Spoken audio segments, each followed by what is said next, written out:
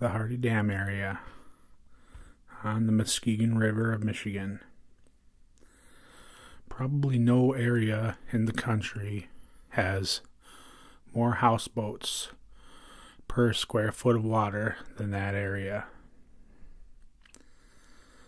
Hotboat started out years ago as those who owned houseboats at the end of summer docking and having a little bit of a party. What it has evolved into is Mardi Gras on the water for anybody who can find a way to float to it. It takes place the weekend after Labor Day every year.